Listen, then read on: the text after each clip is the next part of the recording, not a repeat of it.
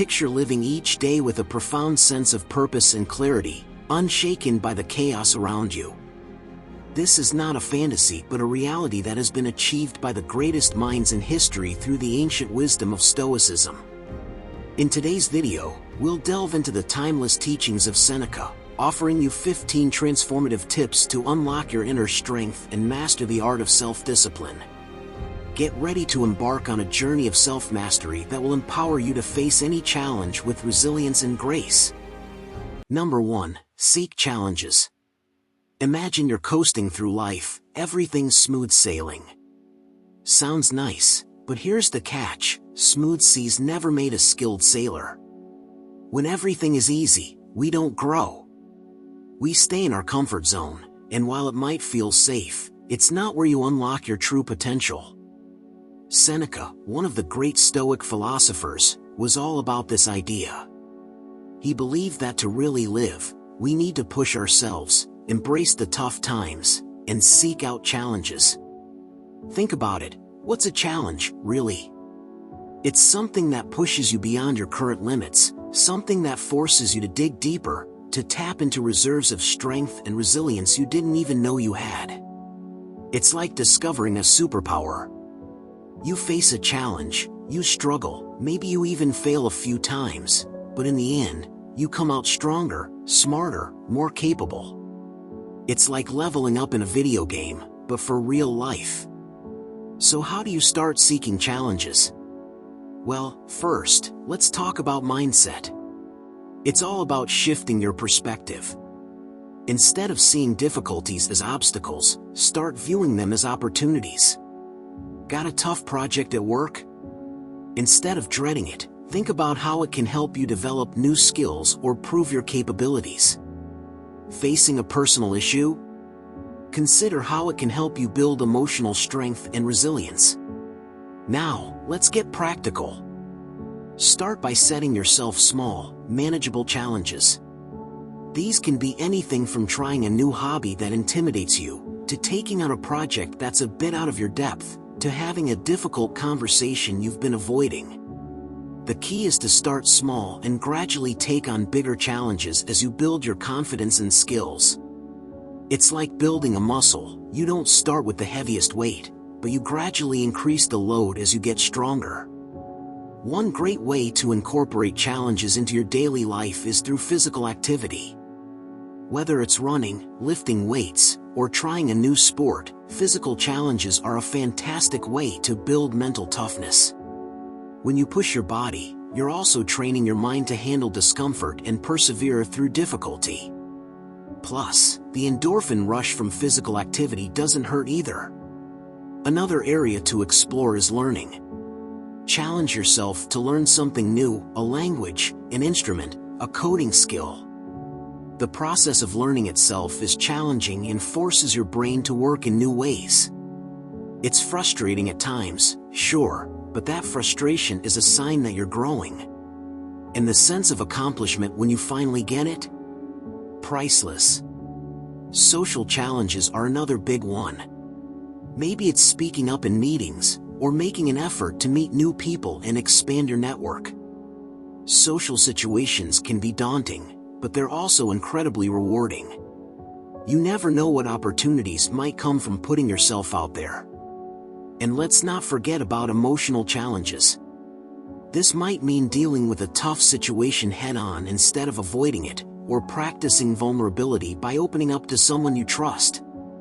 Emotional resilience is a crucial part of self-mastery, and the more you practice facing your emotions, the stronger you'll become. The beauty of seeking challenges is that it creates a ripple effect in your life. The more you push yourself, the more you realize what you're capable of. You start to see obstacles not as roadblocks, but as stepping stones to greater things. It's a mindset shift that can transform your entire approach to life. So, go out there and seek those challenges. Embrace the discomfort, the struggle, the uncertainty. Because on the other side of those challenges is a stronger, more resilient, more powerful version of you. And that, my friend, is what self-mastery is all about. Number 2, choose your influence. Seneca knew that the company we keep and the things we surround ourselves with can either lift us up or drag us down. So, let's dive into how choosing your influences can be a game changer for self-mastery. First off, let's get real about people. Ever notice how you start picking up habits, phrases, or even attitudes from the folks you hang out with the most? It's like osmosis. If you're constantly around negative, cynical people, it's tough not to start seeing the world through a darker lens. But flip that script, surround yourself with positive, driven individuals, and suddenly, life feels a bit more inspiring. So, how do you choose your influence? Start with your inner circle. Who are the 5 people you spend the most time with? Think about it. Do they inspire you? Do they challenge you to be better? Or are they pulling you into their drama or negativity? It's a tough call sometimes because we care about these people. But here's the thing, self-mastery requires tough choices. It might mean spending less time with certain individuals and seeking out new connections that align with your goals and values. Let's move on to ideas. What are you feeding your mind? In today's world, we're bombarded with information from all sides: news, social media, entertainment. It's easy to get sucked into the vortex of negativity and sensationalism. Seneca would tell us to guard our minds like a fortress. Be selective about what you read, watch, and listen to. Choose content that educates, inspires, and uplifts you. This doesn't mean living in a bubble, but it does mean being mindful of what you allow into your mental space. Books, for instance, are incredible influences. The right book can change your perspective, open your mind to new possibilities, and provide wisdom that lasts a lifetime. Seneca himself was a prolific writer and reader, often turning to the works of other great philosophers for guidance. So, make a habit of reading, and not just any reading, but the kind that makes you think, question, and grow. Now, let's talk environment. The spaces we inhabit have a profound impact on our mood, productivity, and overall well-being. Cluttered, chaotic environments can lead to cluttered, chaotic minds. On the flip side, clean, organized, and inspiring spaces can boost your energy and creativity. Take a look around your home, your workspace. Are these places helping you be your best self? If not, it might be time for a little feng shui action. And let's not forget the digital environment. Our phones, laptops, and tablets are extensions of our lives. They're also major sources of influence. Curate your social media feeds. Unfollow accounts that bring you down or make you feel inadequate. Follow those that motivate you, teach you, or bring joy. Create a digital space that supports your goals and well-being. It's also important to consider the activities and habits that influence you. What do you do in your free time? Are these activities contributing to your growth or holding you back? Hobbies that challenge you, like learning a new skill or engaging in physical activity, can be great influences. They push you out of your comfort zone and help you develop resilience and discipline. Choosing your influence is about creating an ecosystem of support around you. It's about being intentional with your time, your relationships, and your mental and physical spaces. It's about recognizing that you have the power to shape your environment and, in turn, shape yourself. Remember, this isn't about perfection. It's about progress. You might not be able to change everything overnight, and that's okay. Start small. Make incremental changes. Pay attention to how these shifts impact your mindset and behavior. Over time, you'll start to see the compound effect of these positive influences. So, take a look around. Evaluate your influences with a discerning eye. Make choices that align with your goals and values. By doing so, you're not just unlocking your inner strength, you're creating a life that supports and nurtures your journey towards self-mastery. And that, my friend, is a path worth walking. Number 3, focus on your response. Life throws all sorts of stuff our way, some of it's great, some of it's not so much. But here's the kicker, it's not what happens to us that matters most, it's how we respond. Seneca knew that our power lies not in controlling events, but in controlling our reactions to them. So, how do we master this art of response? Let's dive in. First things first, let's get real about control. We spend so much energy trying to control things that are completely out of our hands, the weather, other people's actions, the traffic. But Seneca reminds us to focus on what we can control, our own thoughts, actions, and reactions. This shift in focus can be liberating. Instead of wasting energy on things we can't change, we channel it into what we can. Picture this, you're stuck in traffic. You can either rage against the gridlock, honking and cursing, or you can take a deep breath and use the time to listen to an audiobook or a podcast. Same situation, totally different outcomes based on your response. The first option leaves you stressed and frazzled, while the second could actually be enjoyable and productive. Now, let's talk about the pause. This is a game changer. When something triggers you, instead of reacting immediately, take a moment to pause. This pause is powerful. It gives you space to think, to choose how you want to respond rather than just reacting on autopilot.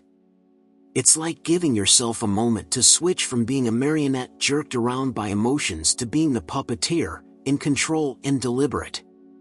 In that pause, ask yourself a few key questions. Is this within my control?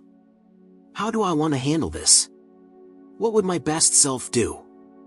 This tiny gap between stimulus and response is where your power lies. It's where you can turn a potential meltdown into a moment of grace and clarity. Another thing to consider is the power of perspective. Sometimes we get so caught up in the heat of the moment that we lose sight of the bigger picture. When you're feeling triggered, try to zoom out. Will this matter a week from now? A month? A year? Often, what feels monumental in the moment is just a blip on the radar of life. Keeping this perspective can help you respond with more calm and rationality. Now, let's get practical. We all have those moments where our emotions threaten to hijack our better judgment. Maybe it's an angry email from a colleague or a snide comment from a friend. Instead of firing back, try writing out your response, but don't send it. Let it sit for a while. This gives you a chance to cool off and reflect. More often than not, you'll find that your initial reaction isn't the response you want to go with. And here's a fun one, practice gratitude. It might sound a bit woo-woo, but it works. When you're feeling negative or stressed, take a moment to think about something you're grateful for. It's almost impossible to stay angry or upset when you're focused on gratitude. It's like a mental reset button, shifting your focus from what's wrong to what's right. Remember, none of this is about being perfect. It's about progress. It's about becoming more aware of how you respond and making small changes that lead to big improvements over time. Some days you'll nail it, other days, not so much. That's okay. The important thing is to keep trying, to keep practicing. So, the next time life throws you a curveball, remember, you have a choice. You can react impulsively, or you can pause, reflect, and choose a response that aligns with your best self. It's not always easy, but it's always worth it. This is where real strength lies, in the power to choose your response, to act with intention rather than react out of habit. Embrace this power, and you'll find that no matter what life throws your way, you'll handle it with grace and strength. Number 4, say yes to what matters. We live in a world that's constantly demanding our attention, pulling us in a million different directions. It's easy to get caught up in the hustle and bustle, saying yes to everything and everyone.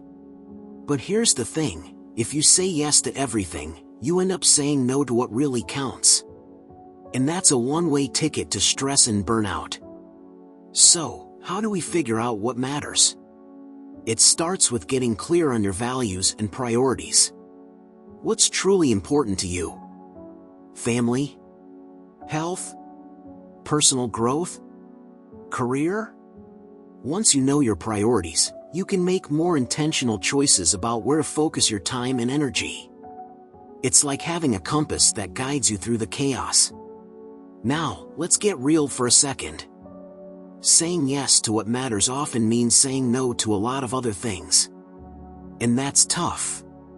We don't want to disappoint people, miss out on opportunities, or feel like we're not doing enough.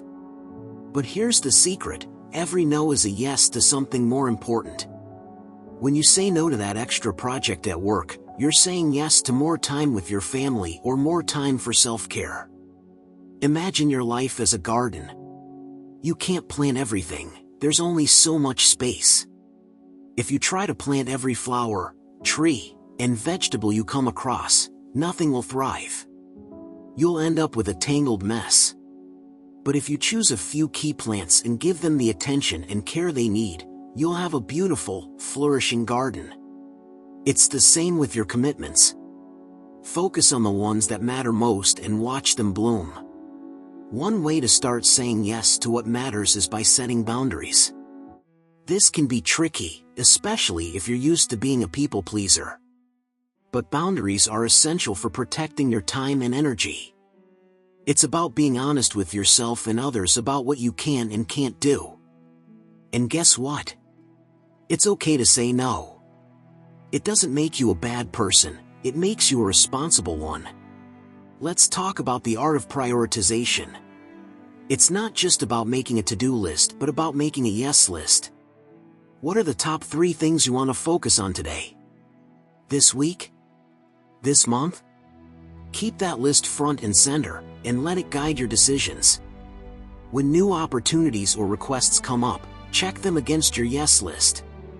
If they align with your priorities, go for it. If not, let them go. It's about quality over quantity. Another key aspect is mindfulness.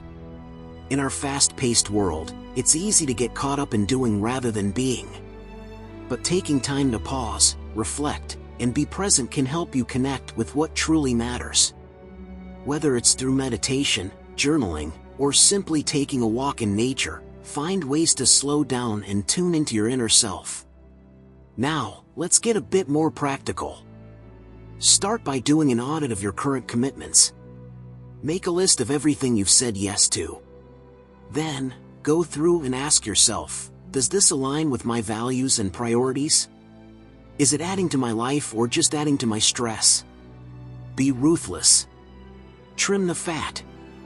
Let go of the things that don't serve you. And here's the beautiful part: when you start saying yes to what matters, you'll find more joy and fulfillment in your life. You'll be able to give your best to the things that truly matter to you, rather than spreading yourself thin trying to do it all. You'll have more energy, more focus, and more peace of mind. So, there you have it. Start saying yes to what matters and watch your life transform. It's not always easy, but it's always worth it. Remember, every yes to what truly matters is a step towards a more meaningful, fulfilling life.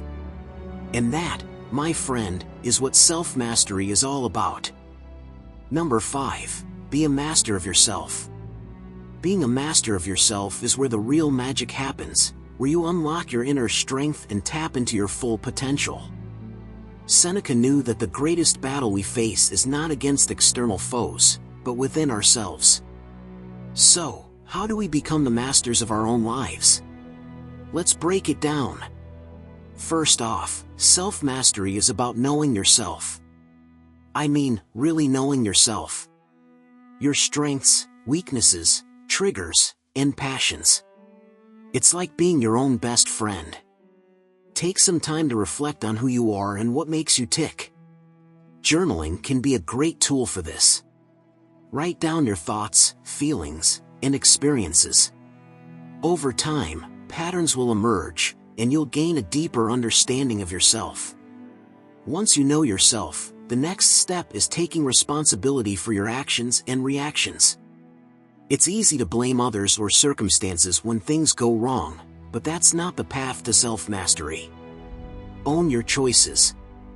When you mess up, admit it. Learn from it. Move on. This is empowering because it puts you in the driver's seat of your life. You're no longer a victim of circumstances but the creator of your destiny.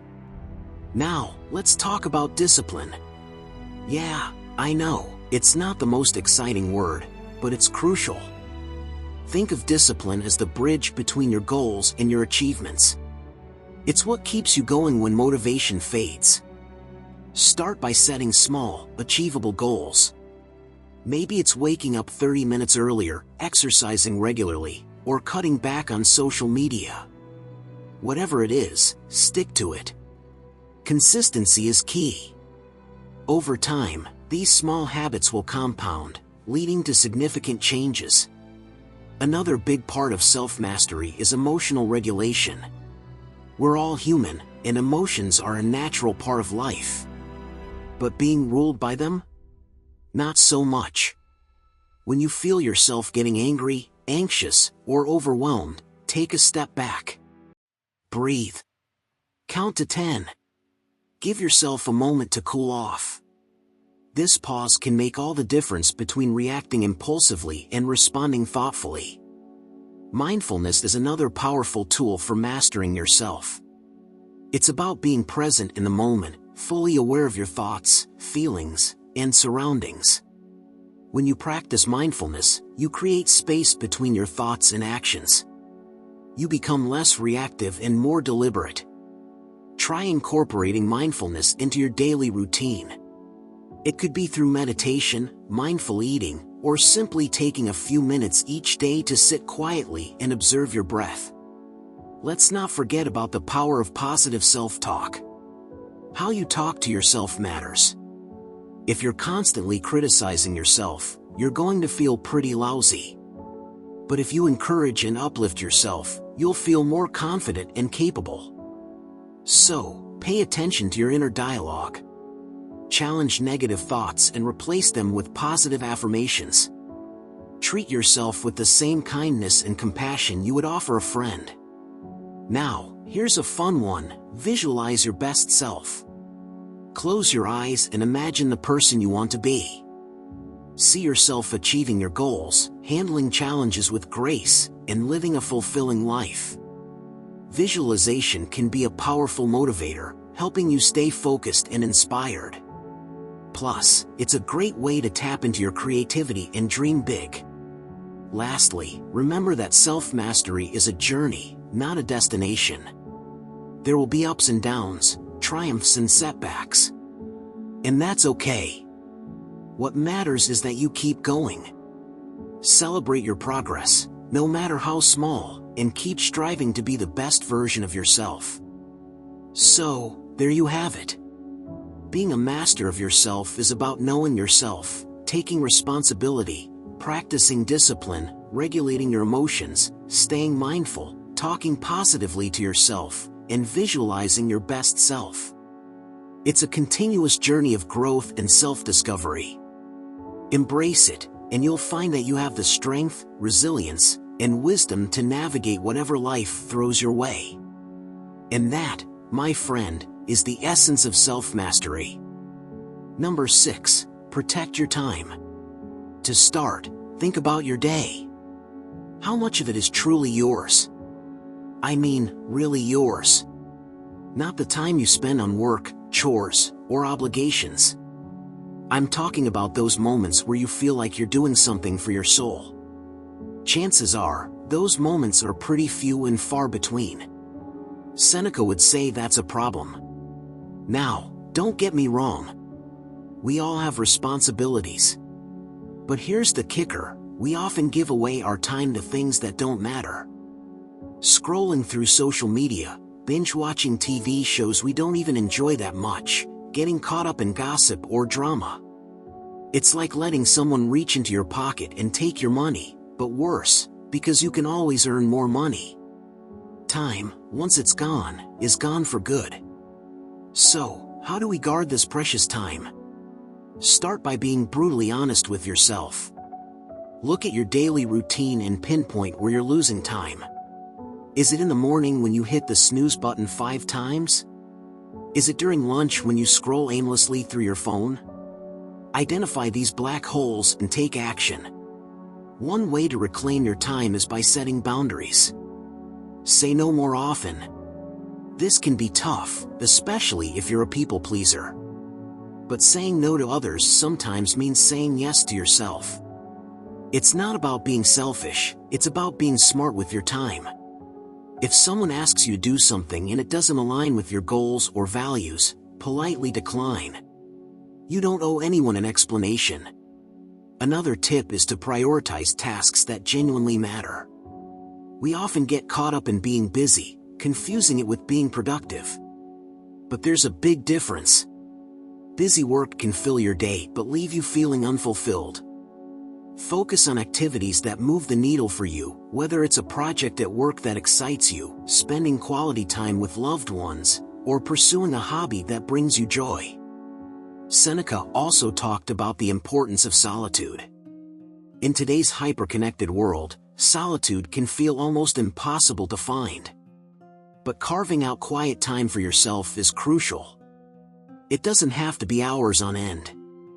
Even 10 to 15 minutes of silence, where you can think, reflect, and just be, can make a huge difference. Use this time to meditate, journal, or simply sit in nature. This practice can help you reset and recharge, making you more effective in other areas of your life. One of my favorite Seneca quotes goes something like this: "People are frugal in guarding their personal property, but as soon as it comes to squandering time, they are most wasteful of the one thing in which it is right to be stingy." Think about that for a second. We lock our doors, guard our possessions, yet we let our time slip through our fingers. Let's flip that script. Lastly, be mindful of how you spend your leisure time. It's easy to fall into the trap of thinking that relaxation means doing nothing or engaging in mindless activities. True relaxation rejuvenates you. So, choose leisure activities that nourish your mind and body. Read a good book, take a walk, have a meaningful conversation with a friend, or learn something new. These activities not only relax you but also enrich your life. In a nutshell, protecting your time is about making conscious choices. It's about valuing your time as the precious resource it is and being intentional with how you spend it. Seneca's wisdom reminds us that our time is our most valuable asset. So, let's start treating it that way. Remember, the clock is ticking, and once those moments are gone, they're gone for good. Make them count. Number 7, do the hard thing. First off, why should we even bother doing hard things? Well, Seneca and the other Stoic sages believed that facing challenges head-on builds character. It's like hitting the gym for your mind and spirit. Just as lifting heavy weights strengthens your muscles, tackling tough tasks strengthens your resilience and fortitude. It's all about conditioning yourself to handle whatever life throws your way. Think about it. When was the last time you felt truly proud of yourself? I bet it wasn't after a day of lounging around and taking it easy. Nope. It was probably after you pushed through something tough, a challenging project at work, a difficult conversation, a personal goal that seemed out of reach. Those moments of struggle and triumph are where we grow the most. So, how do we embrace this Stoic principle in our daily lives? Start small. You don't need to climb Everest right out of the gate. Pick something that's slightly outside your comfort zone. Maybe it's waking up an hour earlier to get a head start on your day. Maybe it's having that tough conversation you've been avoiding. Whatever it is, lean into the discomfort. Here's a little secret: the more you do hard things, the easier they become. It's like building a habit. At first, it's a grind. Your mind will come up with a million reasons why you should quit. But with each small victory, you build momentum. You start to see yourself as someone who can handle tough situations. And that, my friend, is a powerful shift. Seneca had a lot to say about this. One of his key ideas was that we suffer more in imagination than in reality. Think about it. How often have you dread doing something hard, only to find that it wasn't as bad as you imagined? Our minds love to blow things out of proportion. By taking action, we cut through the noise and see things for what they really are. Let's get practical. One way to start doing hard things is by setting clear, specific goals. Vague goals are easy to ignore. But when you set a concrete target, like running a 5K, finishing a book, or learning a new skill, you create a roadmap for yourself. Break it down into smaller steps and tackle them one by one. Celebrate each milestone. It's the little wins that keep you going. Another tip is to embrace failure. Yep, you heard me right. Failure is not the end of the world. In fact, it's one of the best teachers out there. When you push yourself to do hard things, you will stumble. You will fall. And that's okay. Each failure is a stepping stone on the path to success. Learn from it, adjust your approach, and keep moving forward. Also, surround yourself with people who challenge you. It's easy to stay in your comfort zone when you're around people who let you take the easy way out. Find friends, mentors, or a community that pushes you to be better. They'll hold you accountable and cheer you on when the going gets tough. And let's not forget self-compassion.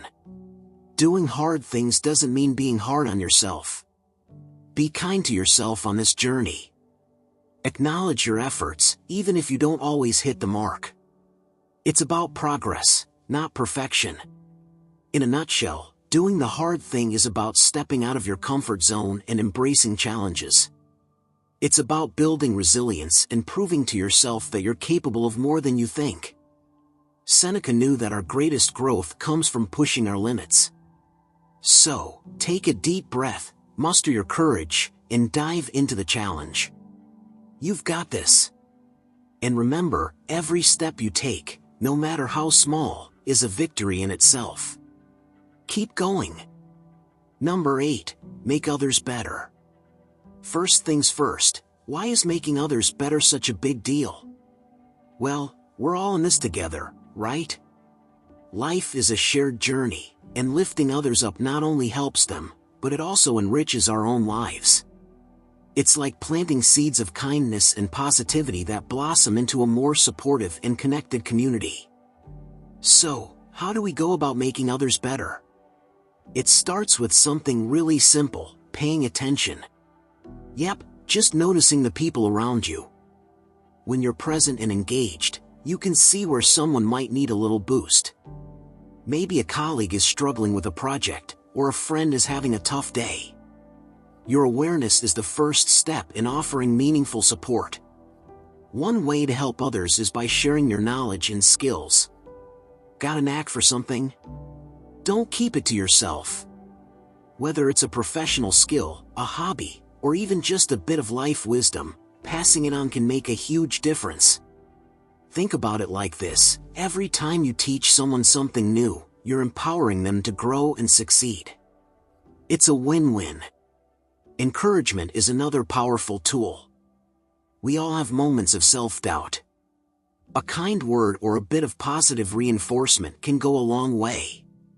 Tell your friend they're doing a great job, even if they're struggling.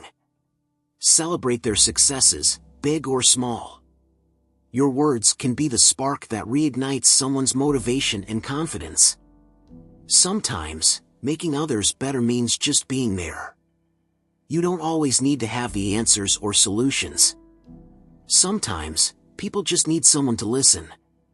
Be that ear. Show empathy. Let them know they're not alone. Your presence can be a source of comfort and strength.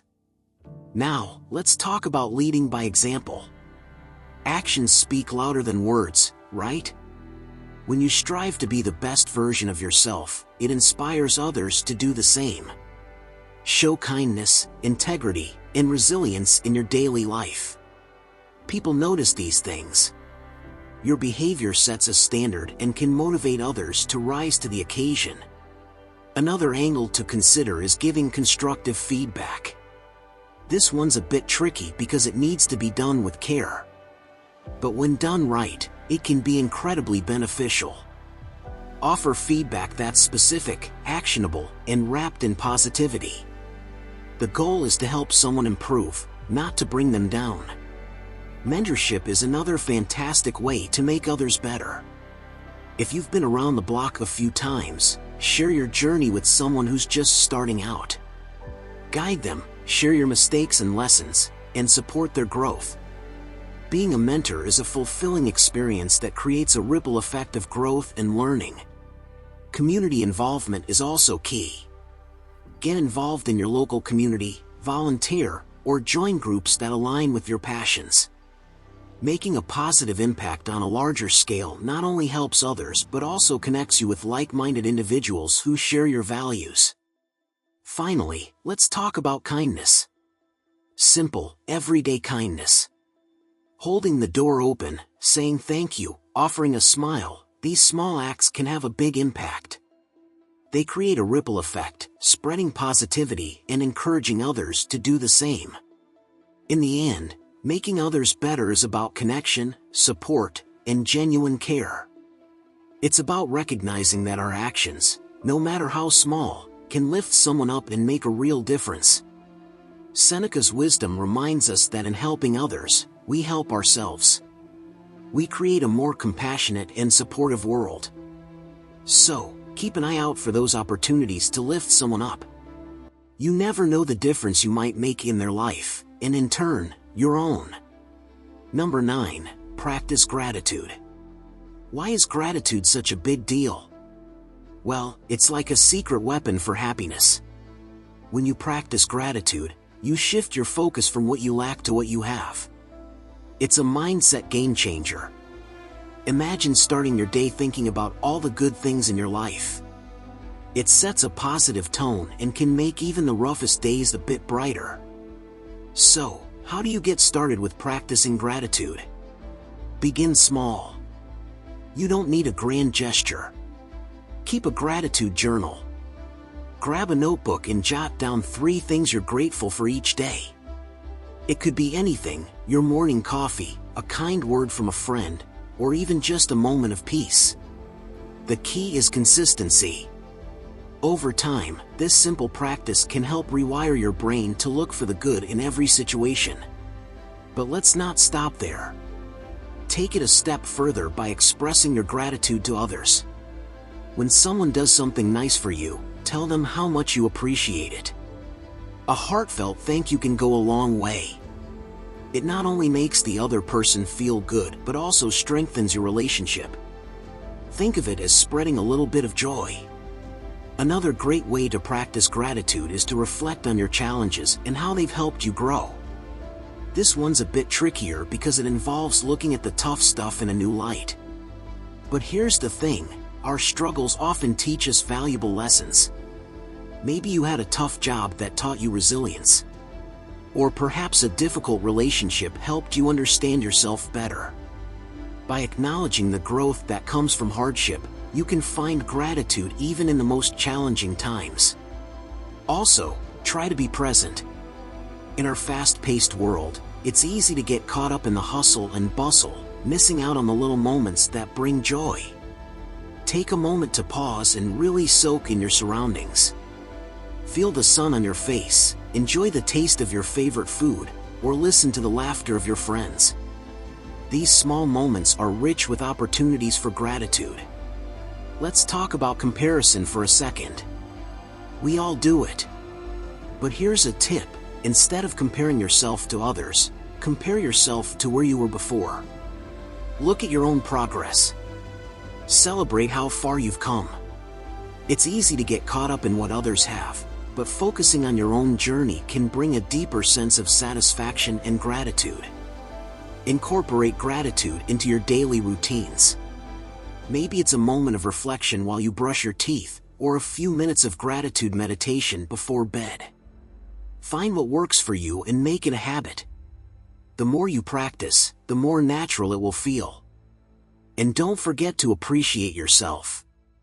We're often our own worst critics, but take a moment to acknowledge your efforts, your strengths, and your achievements. Give yourself some credit for all the hard work you do. You deserve it. Finally, remember that gratitude is a journey, not a destination. Some days it'll be easier to find things to be grateful for, other days, not so much. And that's okay. The important thing is to keep practicing. Like any skill, the more you do it, the better you'll get at it. In the end, practicing gratitude is about embracing a mindset that looks for the good in every situation. It's about finding joy in the little things and appreciating the journey.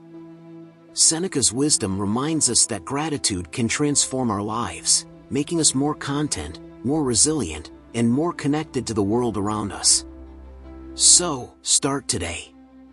Find those moments of gratitude and let them light up your life. You've got this. Number 10. Embrace continuous learning. Let's get something straight. Learning doesn't stop when you leave school. Nope, that's just the beginning. Think of life as one big classroom, full of lessons just waiting to be discovered. When you keep learning, you stay adaptable, open-minded, and interesting. It's like giving your brain a workout, keeping it sharp and ready for anything. So, how do we embrace this idea of continuous learning? Start by following your interests. What gets you excited? Is it history, science, cooking, music? Dive into those passions. Pick up a book, watch a documentary, or take a class. The beauty of learning is that it can take so many forms. Find what sparks your curiosity and run with it. Let's talk about reading for a second. Seneca was a huge fan of books. He believed that reading great works could connect us with the minds of the past, giving us insights and wisdom that stand the test of time. So, why not make reading a daily habit? Even if it's just a few pages before bed, it's a great way to expand your mind and explore new ideas. And don't just stick to one genre, mix it up. Fiction, nonfiction, poetry, science, you name it. Each brings a unique perspective. Another way to keep learning is by surrounding yourself with diverse people. Everyone you meet knows something you don't. Have conversations, ask questions, and really listen. You'd be surprised at how much you can learn from just chatting with someone over coffee. Different perspectives can open your mind and make you see things in a whole new light. Let's not forget the digital age we're living in. The internet is a treasure trove of knowledge. Online courses, webinars, podcasts, and even social media, if you follow the right people, can be incredible learning tools. Platforms like Coursera, Khan Academy, and YouTube have countless resources on just about anything you want to learn. The key is to be intentional with your time online. Instead of mindlessly scrolling, seek out content that educates and inspires you. Embracing mistakes is a crucial part of the learning journey. We all mess up. It's part of being human.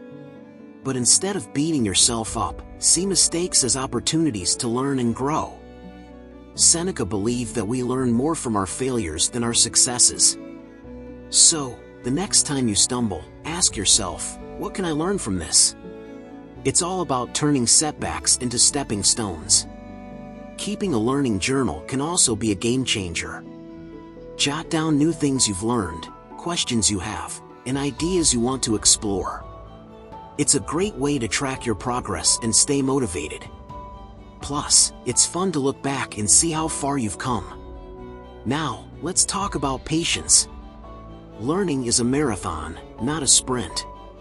It's easy to get frustrated when you don't grasp something right away. But remember, every expert was once a beginner. Give yourself the grace to learn at your own pace. Celebrate small victories and keep pushing forward. Finally, let's embrace the idea that learning is about growth, not perfection. It's not about knowing everything, it's about being open to discovering new things. It's about cultivating a mindset that's always curious, always seeking, and always ready to learn. Seneca's wisdom reminds us that the more we learn, the more we realize how much we don't know, and that's a beautiful thing. So, let's make a pact to never stop learning. let's explore, question, and grow. Whether it's picking up a new hobby, diving into a subject that fascinates us, or simply staying curious about the world around us, let's keep that flame of curiosity burning bright. Here's to a lifetime of learning and the endless possibilities it brings. You've got this. Number 11. Cultivate a robust mindset. What does it mean to have a robust mindset? It's about being strong in the face of adversity. It's about bouncing back when life throws curveballs. Imagine your mind as a fortress, solid, unshakable, and ready to withstand any storm. Sounds pretty cool, right? So, how do we start building this mental fortress? One way is by embracing challenges. Life isn't always smooth sailing. There will be bumps, detours, and outright roadblocks. Instead of dreading these obstacles, see them as opportunities to grow. Every challenge is a chance to flex your mental muscles. It's like hitting the gym for your mind. Another key is to focus on what you can control. Seneca was big on this. There's so much in life that's out of our hands, other people's actions, the weather, the economy. Worrying about these things is like trying to control the wind. Instead, direct your energy toward what you can change, your actions, your responses, your attitude. This shift in focus can be incredibly empowering. Next, let's talk about self-talk. The way you talk to yourself matters. If you're constantly beating yourself up, it's like dragging around a heavy anchor. Instead, try to be your own biggest cheerleader. When you face a tough situation, remind yourself of your strengths and past successes. Tell yourself you've got this. Positive self-talk can be a game changer. Mindfulness is another tool in the robust mindset toolkit. Being present helps you stay grounded. When you're caught up in worries about the future or regrets about the past, you're missing out on the now. Take a few moments each day to breathe, meditate, or simply notice your surroundings. This practice can help you stay calm and centered, even in the midst of chaos. Now, let's get real about failure. It happens to everyone. Seneca would say it's not the failure itself that defines you, but how you respond to it. When things don't go as planned, take a deep breath and ask, what can I learn from this? Every failure is a lesson in disguise. It's a stepping stone on the path to success. Surrounding yourself with positive influences is also crucial. The people you spend time with can have a big impact on your mindset. Seek out friends and mentors who uplift and inspire you. Engage in conversations that challenge you and make you think. Positive relationships can provide a solid support system when the going gets tough. Let's not forget about self-care. A robust mindset isn't just about mental strength, it's also about taking care of your physical and emotional well-being. Get enough sleep, eat nourishing foods, exercise regularly, and take time to relax and recharge. When you take care of your body, your mind benefits too. Visualization can be a powerful technique. Picture yourself overcoming obstacles, achieving your goals, and handling challenges with grace. This mental rehearsal can build confidence and prepare you for real-life situations. It's like a dress rehearsal for your mind. Lastly, practice gratitude. This might sound counterintuitive when we're talking about toughness, but it's incredibly effective. Gratitude shifts your focus from what's wrong to what's right. It helps you see the positives, even in difficult times. Make it a habit to reflect on what you're grateful for each day. It's a simple practice that can make a big difference. In a nutshell, cultivating a robust mindset is about building resilience, staying positive, and focusing on what you can control. It's about seeing challenges as opportunities, learning from failures, and taking care of yourself along the way. Seneca's wisdom reminds us that our minds are our greatest assets. So, let's strengthen them, nurture them, and watch how they transform our lives. You've got this, and every step you take toward a stronger mindset is a step toward a more empowered and fulfilling life. Number 12, embrace vulnerability. Once again, let's start with a question. What does it mean to be vulnerable? It's about being open and honest about your feelings, your fears, and your struggles. It's about dropping the mask and letting people see the real you, warts and all. Now, this can be scary. Really scary. But it's also incredibly liberating. Think about it. When you let yourself be vulnerable, you're showing tremendous strength. You're saying, "This is who I am, and I'm not afraid to show it." It takes guts to be that open. And here's the kicker, vulnerability is what makes real connections possible. When you share your true self with others, you invite them to do the same. It's like breaking down walls and building bridges at the same time. So, how do you start embracing vulnerability? Begin by acknowledging your feelings. Sounds simple, right?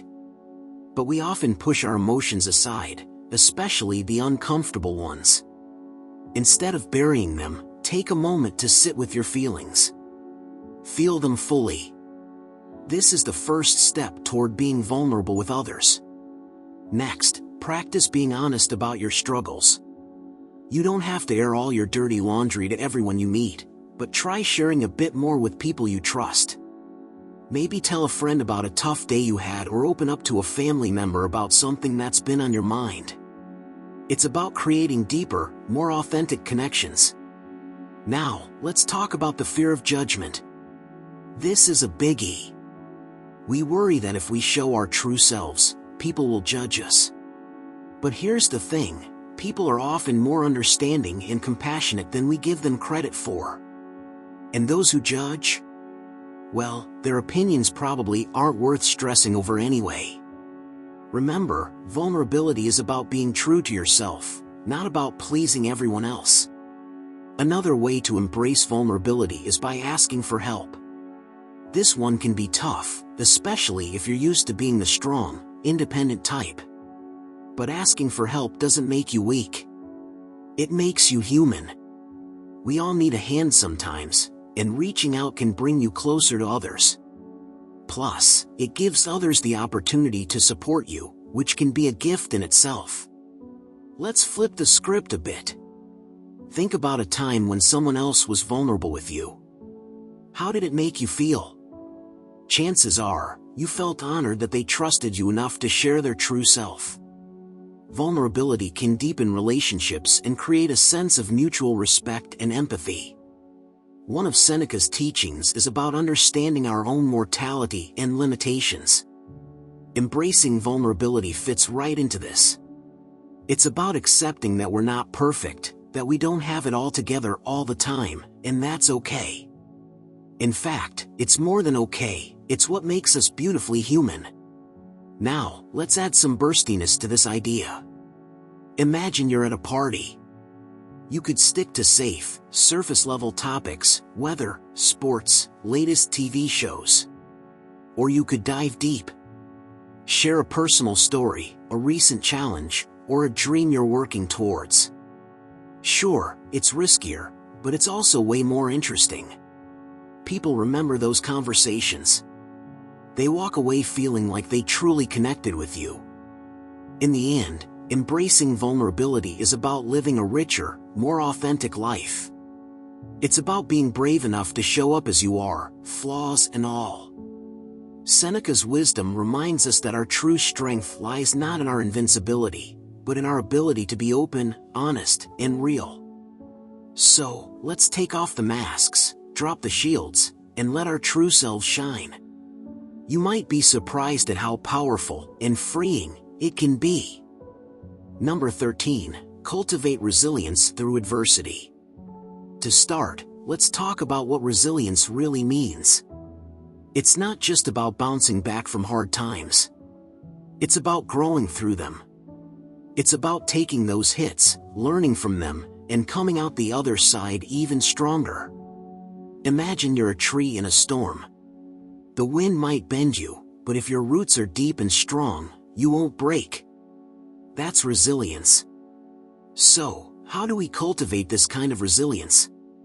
Start by embracing the idea that adversity is a part of life. It's not something to be feared or avoided.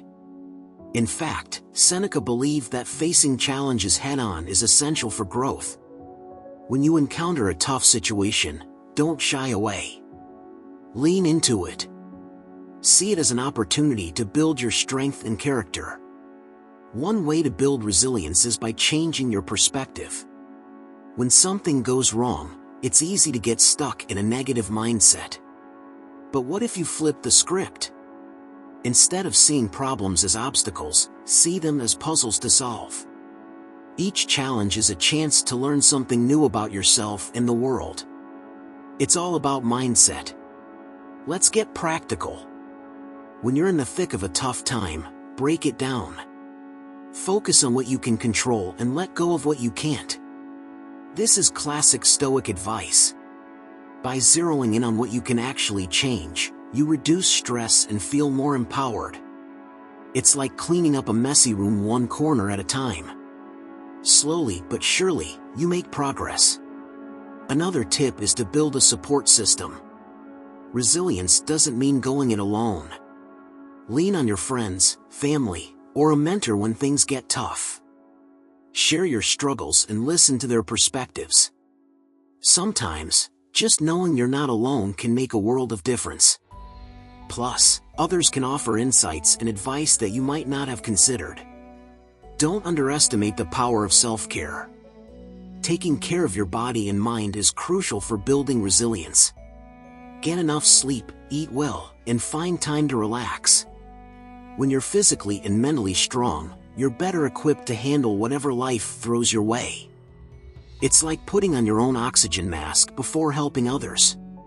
Seneca also talked about the importance of preparation. Anticipate challenges and think about how you might handle them. This doesn't mean worrying about every possible scenario, but having a plan can make you feel more prepared and less overwhelmed when adversity strikes. It's like having an umbrella ready for when it rains. Reflecting on past experiences can also help. Think back to a time when you faced a big challenge. How did you get through it? What did you learn? Use those experiences as a reminder of your strength and resilience. You've faced tough times before and come out stronger. You can do it again. Let's talk about adaptability. Resilience isn't about being rigid and unchanging. It's about being flexible and adaptable. When things don't go as planned, adjust your course. Be like water, flowing around obstacles and finding a new path. This flexibility allows you to navigate challenges more smoothly and come up with creative solutions. Lastly, keep a sense of humor. Sometimes, life throws you curveballs that you just have to laugh at. Finding humor in tough situations can lighten the load and give you a fresh perspective. It's a reminder not to take everything too seriously and to find joy even in difficult times. In the end, cultivating resilience through adversity is about embracing challenges, learning from them, and growing stronger. It's about having a mindset that sees opportunities and obstacles and being adaptable in the face of change. Seneca's wisdom teaches us that our true strength comes not from avoiding adversity but from facing it with courage and grace.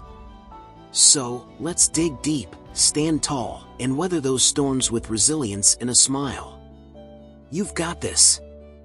Number 14. Pursue virtue over pleasure. Virtue, in the Stoic sense, is all about moral excellence and living a life of integrity, wisdom, courage, and self-control. It's about being the best version of yourself, consistently making choices that align with your values and ethical principles.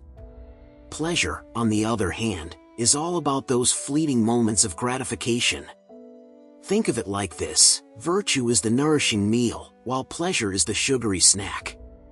Sure, the snack tastes great, but it's the meal that sustains you. Now, why should we prioritize virtue over pleasure? Well, pleasures are temporary and often superficial. They give us a quick hit of happiness but don't necessarily lead to long-term fulfillment. Imagine binge-watching your favorite show. It feels great in the moment, But once it's over, you might feel a bit empty or even regret wasting so much time. Virtue, though, leads to lasting contentment and a sense of purpose. It's like building a sturdy house brick by brick, solid, dependable, and deeply satisfying. So, how do we start this journey of pursuing virtue? Begin with self-awareness. Take a good look at your daily habits and decisions. Are they driven by short-term pleasure or long-term virtue? For instance, hitting the snooze button feels good right now, but getting up early to exercise aligns more with the virtue of self-discipline and health. It's these small, everyday choices that add up over time. Let's get real. Pursuing virtue over pleasure isn't always easy. There will be temptations and moments when the easier, pleasurable option seems oh so appealing. But remember, it's not about perfection. It's about progress. When faced with a choice, pause and consider which option aligns more with your values and long-term goals. It's like having a little conversation with your future self and asking, which choice will I be proud of tomorrow? One practical tip is to set clear, virtuous goals. Define what virtues you want to cultivate in your life. Is it patience, kindness, integrity, or maybe courage? Write them down and keep them visible as daily reminders. When your goals are clear, it's easier to make choices that align with them. For example, if kindness is your goal, you might choose to volunteer your time instead of indulging in another Netflix marathon. Now, let's talk about the role of discipline. Virtue often requires a bit of sacrifice and a lot of discipline. But here's the kicker, discipline doesn't have to be dreary. Find joy in the process. Celebrate small victories along the way. Every time you choose virtue over pleasure, give yourself a mental high five. Over time, these choices become habits, and those habits shape your character. Also, surround yourself with virtuous influences. Spend time with people who inspire you to be better and who share your commitment to living a virtuous life. Their positive energy and example can be incredibly motivating. It's like having a support team cheering you on as you navigate life's challenges. Reflect on your progress regularly. Take some time each week to review your choices and see how well you're aligning with your virtues. It's a great way to stay on track and make adjustments if needed. Plus, it's a good opportunity to acknowledge your growth and give yourself credit for the strides you're making. Finally, let's not forget that life is about balance. It's okay to enjoy pleasures from time to time. The key is not to let them dominate your life. Pursuing virtue doesn't mean rejecting all pleasure, it means prioritizing what truly matters and finding joy in living a life of purpose and integrity. In a nutshell, pursuing virtue over pleasure is about making choices that lead to long-term fulfillment and a sense of purpose. It's about being true to your values and building a life you can be proud of. Seneca's wisdom reminds us that real happiness comes from living a life of virtue, not from chasing fleeting pleasures. So, start today. Make those virtuous choices, celebrate your progress, and enjoy the deep, lasting contentment that comes with living a life of integrity. You've got this. Number 15, live in alignment with your values. What does it mean to live in alignment with your values? Simply put, it's about making choices that reflect what's important to you.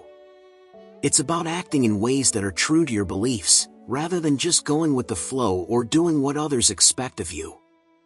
Imagine you're a ship, and your values are your compass.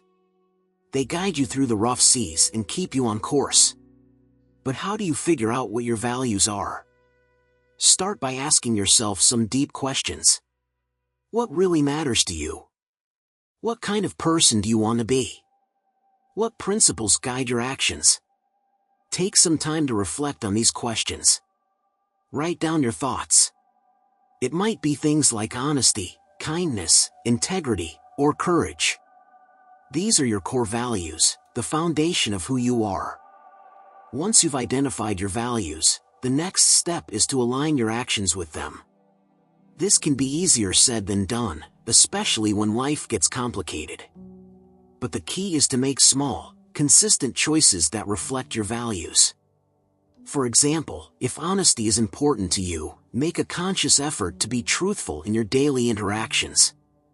If kindness is a core value, look for opportunities to help others, even in small ways. Let's get real here. Living in alignment with your values isn't always a walk in the park. There will be times when it's challenging, when you're tempted to take the easy way out. Maybe you're faced with a tough decision at work, or a personal relationship is testing your patience. In these moments, take a step back and ask yourself, is this in line with my values? This simple question can help you stay true to yourself, even when the going gets tough. One practical tip is to set boundaries that protect your values. If family time is a priority, make sure you're not letting work encroach on it. If health is important, set aside time for exercise and self-care. Boundaries act as guardrails, keeping you on the path that aligns with your values. Another biggie is to surround yourself with people who share your values or at least respect them. The people you hang out with can have a huge impact on your choices and behavior. Find friends, mentors, and colleagues who support and inspire you to live according to your values. They can provide encouragement, accountability, and sometimes a much-needed reality check.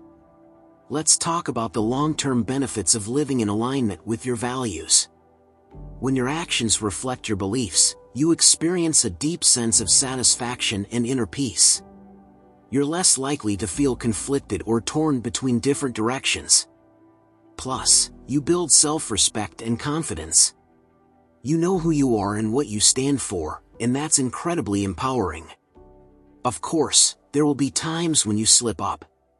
We're all human, and living perfectly aligned with our values 100% of the time is unrealistic. When you do stray from your values, don't beat yourself up. Instead, reflect on what happened and why. Use it as a learning opportunity to strengthen your commitment to your values moving forward. In a nutshell, living in alignment with your values is about making choices that are true to who you are. It's about being consistent in your actions, setting boundaries, and surrounding yourself with supportive people. Seneca's wisdom reminds us that a life lived in accordance with our values is a life well lived. It brings clarity, purpose, and a sense of peace. So, take the time to discover your values, and let them guide your journey. You've got this. And remember, it's the small, everyday choices that add up to a life of integrity and fulfillment. As we conclude this journey through Seneca's timeless wisdom, remember that the path to self-mastery is not about perfection but progress. Each of these 15 Stoic tips is a step toward unlocking a reservoir of inner strength you may not have known existed. Embrace these teachings, apply them daily, and watch as your life transforms with resilience and clarity. Seneca's words have guided many before us, and now, they are your torchbearer in the quest for a fortified spirit and a disciplined mind. Thank you for watching, and if you found value in this video, don't forget to like, subscribe, and share it with others seeking the path to inner strength. Until next time, stay strong, stay stoic, and master the art of living well.